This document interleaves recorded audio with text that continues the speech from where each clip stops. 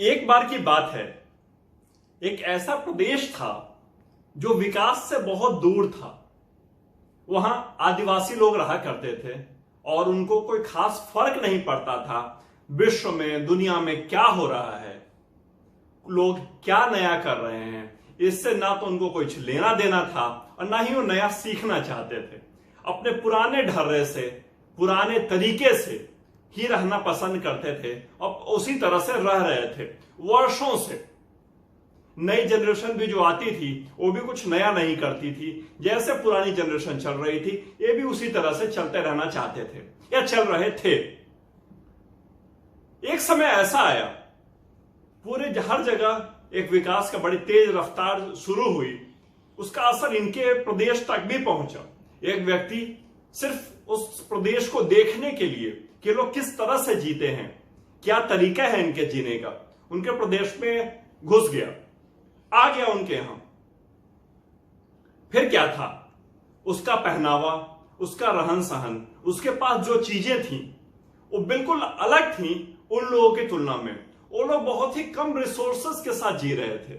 उनको किसी चीज की रिक्वायरमेंट नहीं थी और जो था उससे खुश थे। मगर इसके पहुंच जाने की वजह से इनके लिए एक अजीब सा कैरेक्टर था। लग तो उन्हीं की तरह रहा था दिखने में, मगर उसके पास जो चीजें थी, जिस तरह का उसका पहनावा था, इनके लिए बड़ा शॉकिंग था।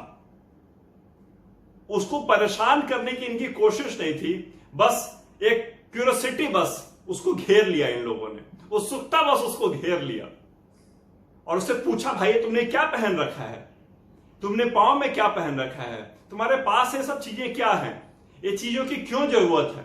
उसने बड़ा शांति से समझ गया कि ये नुकसान पहुंचाना नहीं चाहते, इनकी उत्सुकता है ये जानना, सीखना, तो उनको बताना शुरू करता है। मगर उन लोगों की सबसे ज्यादा उत्सुकता होती है उसके पांव में पहने हुए शूज को लेकर होती है। वो कहता है इसकी क्या जरूरत है, बाकी चीज तो समझ आई तुम्हारे पास है। वो कहता है इसकी जरूरत को मैं बता नहीं पाऊंगा, अगर इसको समझना है तो इसको एक बार ट्राई करके देखो। वो अपने पांव से शूज उतारता है, वो जूता उन लोगों को देता है, कहता ट्राई करके देखो। जैसे उसको पहनते हैं वो, उनके अंदर एक नई फीलिंग आ जाती है। उनको लगता है तो बड़ा कंफर्टेबल है, बड़ा कोजी कोजी सा फील हो रहा है, मुझे चुभ भी नहीं रहा कुछ भी, कहीं भी जाना बड़ा आसान है, इससे चलने की स्पीड बढ़ जाएगी, काम करने की स्पीड बढ़ जाएगी। कितनी अच्छी चीज है, कितना अच्छा विकास है, काश हमें भी इस तरह की कोई चीज मिल जाती। वो उस व्यक्ति से बोलते हैं कि भाई क्या पॉसिबल है, तुम्हें ये जूता हमें दे दो या इस तरह का जूता हमें और ला कर दे दो। उसने कहा इसमें कौन सी बड़ी बात है, इसको रख लो तुम, और मैं अगली बार जब भी आऊंगा तुम लोगों के लिए खूब सारे जूते और ले आऊंगा। ऐसा ही होता है, वो चला जाता है। नेक्स्ट टाइम कुछ दिनों के बाद कुछ जूते और लेकर आता है। उस प्रदेश की संख्या अच्छी थी, अच्छी खासी थी, तो सबके लिए तो नहीं ला पाया, मगर कुछ के लिए ला पाया। वो जूते और ज्यादा जितनों को दे पाया उसने उन लोगों में डिस्ट्रीब्यूट किया और एक्सप्रेशन देखा, इतने ज्यादा एक्साइटमेंट, इतनी ज्यादा खुशी, इतना ज्यादा उत्साह लोगों के अंदर उस जूते को पहन लेने का, पहनने के बाद जो कंफर्ट जोन फील किया उन लोगों ने उसका। ऐसा होने के बाद वो वापस चला जाता है, कहता है नेक्स्ट टाइम जब फिर आऊंगा मैं बाकी लोगों के लिए भी थोड़ा थोड़ा करके लेता आऊंगा, क्योंकि एक बार में इतना कुछ ला पाना मेरे लिए आसान नहीं है, क्योंकि आप लोग बहुत सारे हैं, इतना मैं ला पाऊंगा या आप लोग मेरे साथ चलना चाहें तो चलिए, मैं वहां आप लोगों को खरीद कर दे दूंगा। उन लोगों ने कहा नहीं, जब तुम आओगे तभी मेरे लिए ले आना। ऐसा ही चलता रहा। एक लंबे ड्यूरेशन का फिर वो गांव में, उस प्रदेश में आया तो देखा कि लोग जो जूता पहन रहे हैं वो भी उतना ही परेशान है जो लोग नहीं पहन रहे हैं। कुछ को तो बड़ा आराम मिल रहा है, मगर मैक्सिमम जो है परेशान हो चुके हैं। उसको समझ नहीं आता हो क्या रहा है। जैसे ही वो पहुंचता है लोग उसको घेर लेते हैं, कहते हैं क्या तुमने दे दिया, इससे तो शुरू में तो बड़ा मजा आ रहा था, अब तो ये हमें परेशान कर रहा है। परेशानी का आलम ऐसा है कि हमें पहले जो हमारी एफिशिएंसी थी उससे भी इसने डाउन कर दिया है। इतना ज्यादा चुभता है, इतना ज्यादा परेशान करता है, कईयों को तो जख्म हो गया है। उसको समझ नहीं आता यह चक्कर क्या है, मैंने तो ऐसा कुछ गलत चीज दिया नहीं था, शूज पहनने से किसी को क्यों इतनी बड़ी प्रॉब्लम शुरू हो गई है। उसने कहा मुझे दिखाओ तुम लोगों को जिस चीज में जरूरत प्रॉब्लम हो रही है, मैं उसको देखना चाहता हूं। उसने शूज देखा, उसने पाया कि उन शूज के अंदर जो इशू क्रिएट कर रहे थे उनके अंदर कुछ छोटे छोटे कंकड़ घुस गए थे। इन लोगों को ये पता ही नहीं था कि इसको निकाल देना चाहिए। इनको लगा ये इसके बेटरमेंट के लिए इसके अंदर पहले से डाला हुआ है। जब इन्होंने उसको यूज किया था उस समय इतने एक्साइटेड थे कि उन्होंने उसको नोटिस ही नहीं किया कि अंदर कुछ नहीं है डाला हुआ, और वो उसको निकाल ही नहीं रहे थे। उसने उन सबके शूज में से वो कंकड़ निकाले और बताया कि यदि इसके अंदर कुछ घुस जाए तो इसको निकाल लिया करो, आप इंजॉय करोगे इसको पहनने पे। फिर से उन्होंने पहना, उन्हें समझ आ गया, उनकी अपनी भूल को उन्हें महसूस किया और चीजें सुधर गई। वो लोग आगे विकास के एक चक्र में आगे बढ़ गए। हमारे जीवन में, हम सभी के जीवन में एक ऐसा पल आता है जब हम इस ड्यूरेशन को, इस चीज को हम महसूस करते हैं। कुछ नया आता है, कुछ नया हो रहा होता है, हम लोग उसको एक्सेप्ट तो कर लेते हैं मगर पूरा उसको एग्जैक्ट नहीं जानते कि इसका अंत क्या होगा, इसका स्टेप बाय स्टेप प्रोसेस क्या है इसको इंप्लीमेंट करने का, और हम वहीं पर मार खा जाते हैं। हम कई बार सक्सेसफुल लोगों के स्टोरीज पढ़ लेते हैं, कई सक्सेसफुल लोगों के एक्सपेरिमेंट्स को यूज कर लेते हैं, मगर एक ऊंचाई पर जाने के बाद जो कहीं पर उसमें लूप होल होता है, उस लूप होल को हम नहीं पढ़ पाते, उस लूप होल को हम नहीं देख पाते और हमसे वहां गलतियां हो जाती हैं और हम सोचते हैं उसको तो सफलता यही करके मिली थी, मुझे भी यही करके मिलेगी। मगर एक ऐसा पल आता है जब वो समय उसने उसको सॉल्यूशन ढूंढा उस समय उस चीज से निकलने का, मगर हम और आप उस चीज को सॉल्यूशन उस समय नहीं ढूंढ पा रहे होते हैं क्योंकि हम सब कुछ नहीं जान रहे होते कि इसको ठीक करने का तरीका क्या है।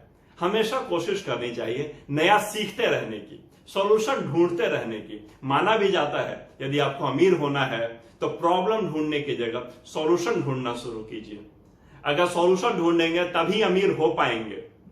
कबीलों की बात बता दो, उस कबीले में ऐसा कुछ हुआ कि जिन लोगों को शूज नहीं मिले थे उन लोगों ने जिनको मिल गया था उनको क्रिटिसाइज करना शुरू किया। पहले तो जेलसी शुरू की, बाद में जब उनको प्रॉब्लम शुरू हो तो क्रिटिसाइज करना शुरू किया। देखो हम लोग कितने आराम से जिंदगी जी रहे थे, तुम लोगों ने शूज ले लिया, उस व्यक्ति के चक्कर में फंस गए, देखो तुम लोगों को कितनी इशू हो गए, हम लोग कितने खुश हैं, तुम लोग कितने प्रॉब्लम में आ गए हो। जजमेंटल, जज मत कीजिए, किसी को जज नहीं कीजिए।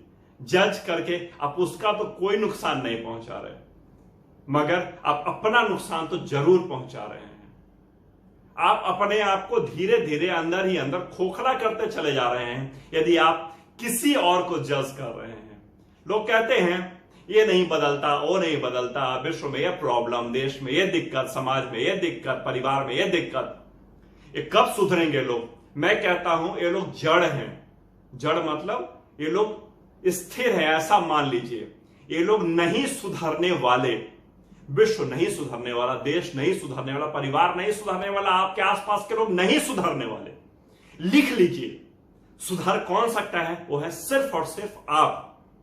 सिर्फ आप अपने आप को बदल सकते हैं, आप अपने आप को सुधार सकते हैं। बस आप अपने आप को सुधार लीजिए, दुनिया तो अपने आप सुधर जाएगी। खुद में सुधार कीजिए, खुद कोई आदतें बदलिए, खुद की बिहेवियर में चेंज लाइए। जज करना बंद कीजिए। जज करेंगे बर्बाद कर देंगे, खुद को बर्बाद कर देंगे, अपने आसपास के समाज को, लोगों को, परिस्थितियों को। परिस्थितियां आपके फेवर में कभी नहीं होंगी जब तक आप अपने आप को बदलने के लिए तैयार नहीं होंगे। खुद को बदलने के लिए तैयार तो होइए, परिस्थितियां आपके फेवर में आ जाएंगी। मन तो कर रहा है कहानी और सुना दूं, जजमेंटल सही। चलिए सुना ही देता हूं जल्दी जल्दी इस कहानी को भी, थोड़ा सा लंबा हो जाएगा वीडियो को, बर्दाश्त कीजिएगा। एक व्यक्ति था, अपने अधेड़ उम्र के बच्चे के साथ, अधेड़ उम्र तकरीबन 30-35 साल उसकी उम्र थी, बूढ़ा आदमी था, लेकर के उसको ट्रेन में यात्रा के लिए गया। ट्रेन में जैसे ही वो चढ़ा, बच्चे ने जिद किया, जो बच्चा था नहीं 30-35 साल का, उस व्यक्ति ने जिद किया कि पिताजी मैं खिड़की वाली सीट पे बैठूंगा। उन्होंने बड़ा रिक्वेस्ट करके कुछ लोगों से कहा कि भाई इसको खिड़की की सीट दे दी जाए, इसको प्लीज बैठने दिया जाए। लोगों ने सोचा कि इतना बूढ़ा आदमी हमसे रिक्वेस्ट कर रहा है, दे देते हैं। और इस लड़के के लिए, कैसा लड़का है, लग के देख के तो ठीक ठाक लग रहा है, भाई इसको ऐसी क्या उत्सुकता है कि खिड़की पे ही बैठना है। ठीक है बैठो भाई। जैसे ही ट्रेन चलनी शुरू हुई, उस लड़के का एक्साइटमेंट का ठिकाना नहीं था। इतना एक्साइटेड, इतना एक्साइटेड, पिता को चिल्ला चिल्ला के बताया, पिताजी देखिए सब कुछ पीछे जा रहा है, देखिए बादल पीछे जा रहे हैं, लोग पीछे जा रहे हैं। अरे वाह, कितना सुंदर लग रहा है बाहर का नजारा। लोगों को लगा कुछ ना कुछ इसके दिमाग में इश्यू है, ये है पागल, इसीलिए इसका पिता अपने साथ लेकर घूमता है। और हो ना हो इसका पिता इसी वजह से हमसे रिक्वेस्ट करके खिड़की वाली सीट दिलवाई। ये क्रम चलता रहा, कुछ ना कुछ वो देखे, कुछ ना कुछ एक्साइटमेंट में चिल्ला चिल्ला कर बताए। लोगों से वहां पर बैठ पाना मुश्किल हो गया। लोगों ने फाइनली थोड़ी देर बाद उसके पिता को सलाह दे डाली कि भाई साहब, इतना बड़ा हो गया है बेटा आपका, आपकी उम्र भी हो चली है, क्यों नहीं इसका कुछ इलाज करवाते हो? कैसे कब तक ढोते रहोगे इसको इसी तरह से?